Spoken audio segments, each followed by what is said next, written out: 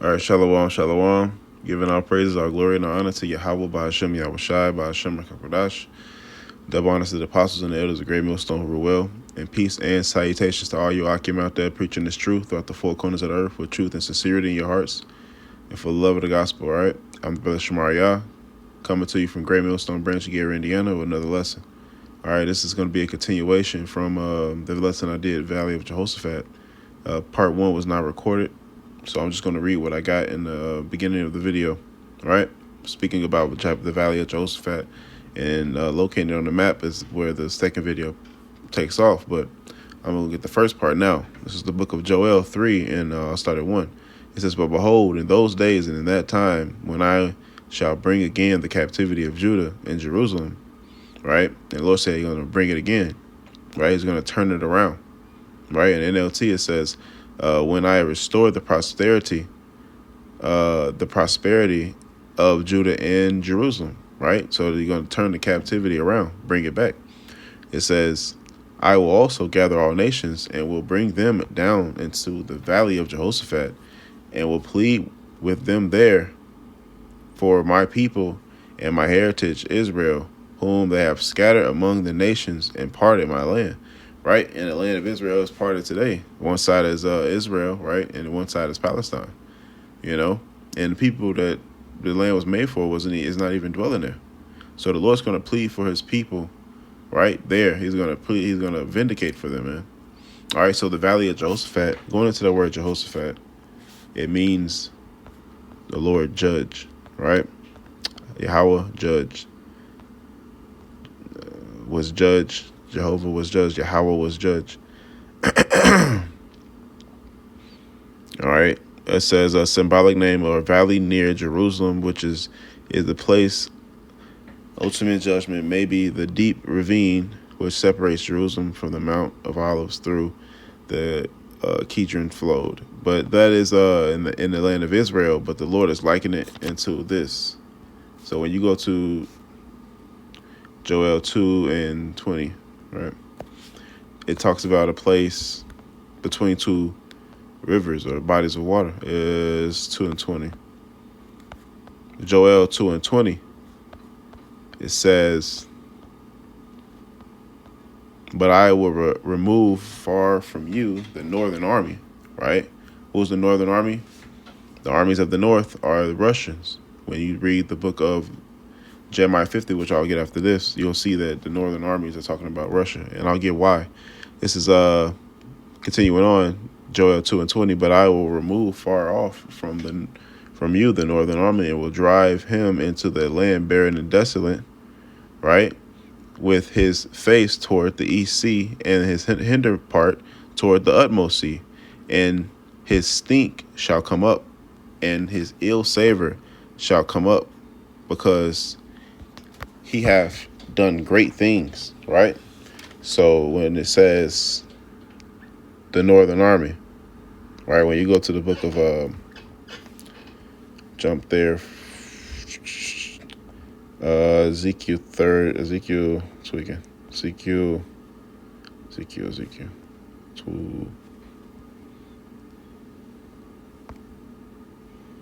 Ezekiel 38 and 1. It says, and the word of the Lord came unto me, saying, Son of man, set thy face against Gog in the land of Magog, the chief prince of Meshech and Tubal, and prophesy against him, right? So those people you see and those names you see in verse 2, Gog and Magog, chief prince of Meshech and Tubal, and prophesy against them. Those are the Northern armies, because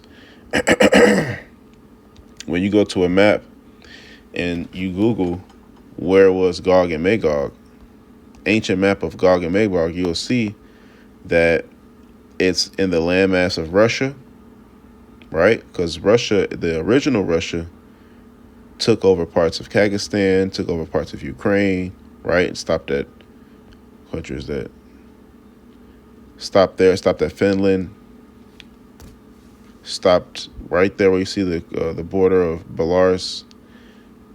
But it owned all of that. So this is where Gog and Magog, right? The land that they were at. So that's the Northern Army. Slovakia.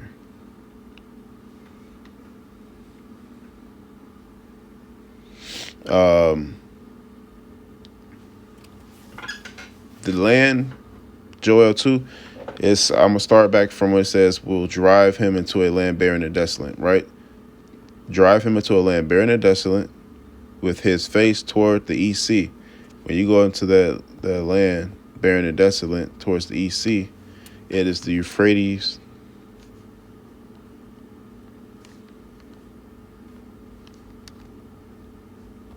The Euphrates River is right through the middle of Iraq. See where it says Baghdad? And then you see the little river that's starting at the bottom. This river in the middle. That's the river of the Euphrates River. Actually, I could just type it in. Actually, I typed it in already. Euphrates. So this is the Euphrates. The river Euphrates, right?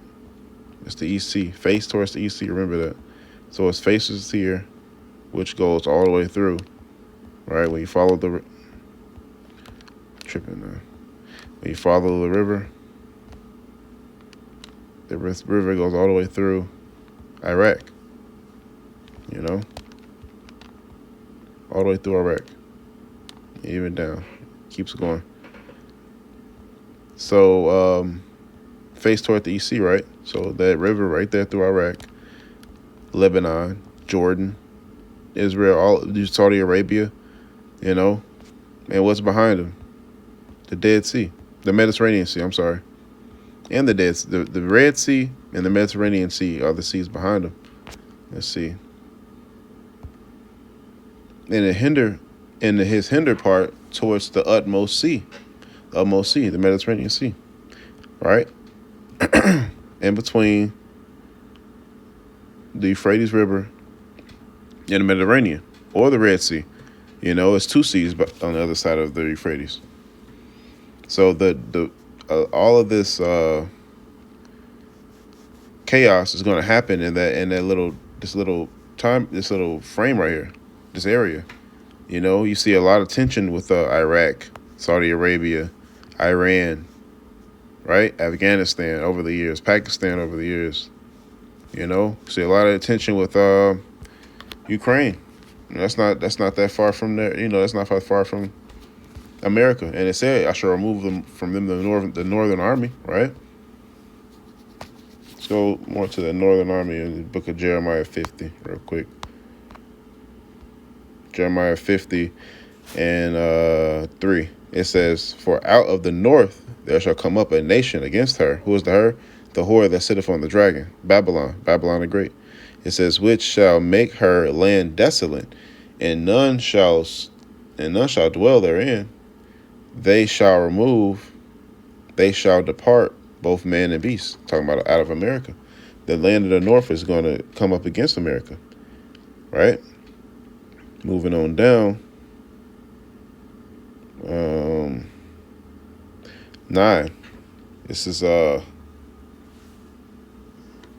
Jeremiah 50 and 9. "For lo, I will rise and cause to come up against Babylon an assembly of great nations from the north country, and they shall set themselves in array against her. From thence she shall be taken. Their arrows shall be as the mighty expert man. None shall return in vain." You know, those arrows is what? Those nuclear missiles, man. You know, so though the northern country, Russia, and its allies, China, North Korea, you know, all his allies are going to fight with him. Iran is the ally, you know. They're going to fight against him and release those nukes. And that was pretty much the first part, all right, of the video that I got. Actually, I'm going to get something else I didn't get in the original first part. This is the book of Joel 2, and I'll jump down. I'm sorry, 3, and I'll jump down to 12. Joel 3 and 12, it says, "Let the heathen be awakened and come to the valley of Jehoshaphat, where will I sit and judge all the heathen round about," right? In that area, in the Middle East, I mentioned earlier. Put in the sickle, for the harvest is ripe. Come, get you down, for the press is full, and the fats overflow, for their wickedness is great. Right? So the fats in the wine press is representation of the people. Right? When you read Revelation the 14th chapter, it tells you how the angel said, "Thrust in thine sickle." Right? And the wine press was full of blood in the last verse, the last two verses. Right? That's talking about the people when they're getting slaughtered, for lack of better words, because of their wickedness is great. Verse 14 is the point. It says, multitudes, multitudes in the valley of decision. For the day of the Lord is near in the valley of decision. So let's get that word decision, right? It says the word decision. Decision. Sharp point, sharp, diligent, strict decision. It's like really the word decision really goes into the final decision or the conclusion or the settlement. What it says trench, moats, ditch. So a lot of those, man, in warfare, you make a lot of trenches. Look at World War I. World War II, they had trenches. A lot of trench warfare. Hey, they have trenches over there in the Ukraine right now. Trench warfare. So that land of decisions lines up with that. But when you go into the etymology of the word decision, it means D, which is down, or D is down, like degrees, just disintegrate. D is down, and then scission is cut, right? To cut down. So the valley of decision, the Lord's going to cut down his enemies, man, the kingdoms of his enemies, Decision, D as in down, and then scission, right? As in cut, like you make an incision. Let's fact check that. I looked it up earlier, but I'm just going to fact check it. Decision. See it on the screen right now. I looked it up earlier. Decision. Latin, decisio. Decision, a settlement.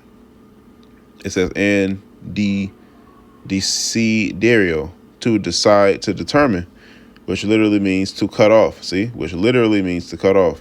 It's formed by the combining the D off away or cut away, D off away in the sediere,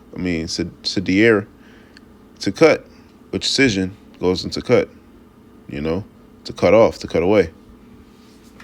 Decision, therefore, implies cutting off all other possibilities, options, or alternatives. So, hey, the Lord is going to cut off all other possibilities, all options, and alternatives, because what?